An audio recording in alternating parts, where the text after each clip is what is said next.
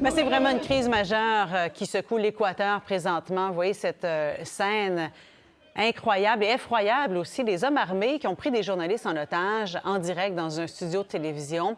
Alors, ça survient dans la foulée de l'évasion d'un dangereux chef de gang criminel. J'en parle avec notre collaborateur à Quito, en Équateur, Éric Sanson. Bonjour, Éric.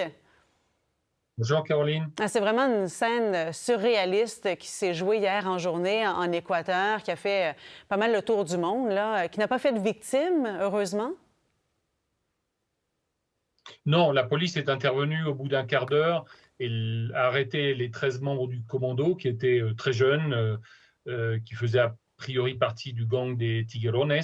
Mais tous les collaborateurs et les journalistes de la chaîne de télévision TC et de Gamavision sont sains et saufs. Est-ce que c'est donc confirmé qu'ils font partie du gang de Fito, cet homme qui s'est évadé de prison dimanche?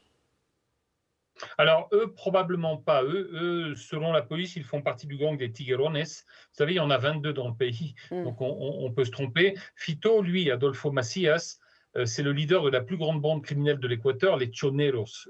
Ici, on les appelle d'ailleurs les groupes de délinquance organisés, ça fait chic. On estime que les Choneros comptent quand même sur quelques 12 000 hommes armés. Donc, il s'est évaporé dimanche de la prison de Guayaquil, où il purgeait une peine de 34 ans depuis 2011. Pour assassinat, trafic de drogue, délinquance organisée, et une prison où il faisait littéralement la loi. La directrice de la prison d'ailleurs est recherchée par la police qui la soupçonne d'avoir facilité l'évasion de Fito. Pour vous donner une idée de la corruption du système pénitentiaire, Fito a fait une grande fête le 30 septembre dernier pour son anniversaire. Dans la prison, il y a eu des feux d'artifice, de la musique, des filles. Il avait évidemment une cellule de luxe. Il a fait tourner dans la prison une vidéo de ce que l'on appelle les narco-corridos, c'est-à-dire ces chansons à la gloire des trafiquants de drogue. Il s'est donc évadé le jour où il a choisi de le faire. Et pour ne rien arranger, 24 heures plus tard, donc lundi, un deuxième criminel important s'est évadé de la prison de Riobamba dans les Andes. Fabricio Colón était un leader de la bande des Lobos, des loups, c'est la deuxième plus importante du pays. Lui était accusé de vouloir assassiner la présidente du parquet. J'entendais un analyste dire que les gangs criminels en Équateur, dans le pays, sont sûrement plus puissantes que tous les policiers et les militaires réunis. Est-ce que c'est exactement la lecture des événements que vous faites aussi? Oui, c'est très possible. Ce sont des dizaines de milliers d'hommes armés. Je vous disais 12 000 pour les Choneros, 8 000 pour les Lobos, 3 ou 4 000 pour les Tiguerones. Ils sont très puissants et ils ont complètement gangréné l'État, la justice, le système pénitentiaire. Et on le voit aujourd'hui avec toutes les attaques qui se multiplient depuis dimanche, qui sont probablement faites pour faire diversion et compliquer la tâche de la police et des forces armées qui sont à la recherche de Fito et de Fabricio Colón. Ils ont attaqué donc la station de télévision, ils ont brûlé des voitures, des motos, mis des bombes sur des ponts, kidnappé 7 policiers dans plusieurs provinces du pays. Ils ont provoqué des soulèvements dans 6 prisons, menacé les otages, essayé de pénétrer dans un hôpital. Tout cela oblige les forces de l'ordre à se disperser, à protéger les bâtiments publics et les médias. Et donc, il y en aura moins pour rechercher les leaders des bandes criminelles. Avec tout ça, la population est stressée. Les écoles et les collèges ont été fermés pour toute la semaine. Tout le monde repasse en télétravail. Donc, pour le moment, effectivement, la situation est très tendue en Équateur. Est-ce que c'est un climat de panique? Est-ce que vraiment la population est...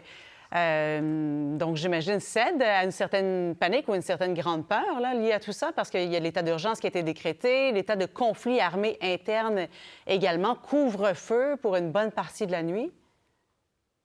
Oui, tout à fait. On a un couvre-feu de 11 h du soir jusqu'à 5 h du matin.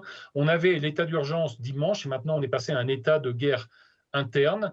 Et donc ça veut dire que les militaires ont désormais reçu l'ordre d'intervenir contre les 22 groupes organisés, les gangs organisés, qui sont désormais considérés comme terroristes. Et ils ont l'ordre d'intervenir et de considérer ces gangs comme des cibles militaires.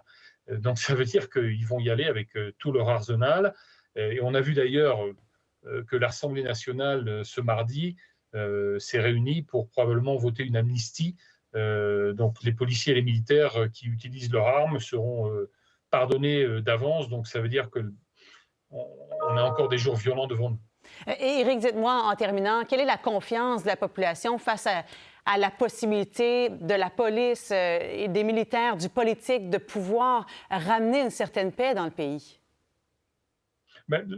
Pas beaucoup, je dirais, mais la sensation, c'est que maintenant, c'est eux ou nous. Et ça, on le voit dans les réseaux sociaux. Les gens en ont vraiment assez. Les discours de tous ceux qui défendent les droits humains ne s'entendent plus. Maintenant, les gens ils disent il faut y aller avec les balles, il faut les tuer, etc., etc. Donc, c'est le discours dominant que l'on écoute dans le pays et que le président de la République a essayé un petit peu d'émuler. Il a annoncé l'arrivée dans 7-8 mois de 3 prisons flottantes. Demain, jeudi, va commencer la construction de 2 super prisons, un peu sur le modèle de cette prison, de cette méga prison au Salvador du président Bukele. Donc, il va convoquer un référendum pour durcir la politique contre la délinquance. Donc, tout le monde est un peu sur ce monde-là. Maintenant, ce sont les délinquants, ce sont les trafiquants de drogue ou nous. Dans une crise sécuritaire qui secoue le pays depuis les 3 derniers jours, plus intensément encore depuis l'évasion de ces 2 personnes dont vous venez de nous parler. Merci beaucoup, Éric Sanson, qui nous parle en direct de Quito, en Équateur. Merci bien. Non, à vous. Au revoir. Pour voir nos émissions en entier, rendez-vous sur la chaîne Ici RDI.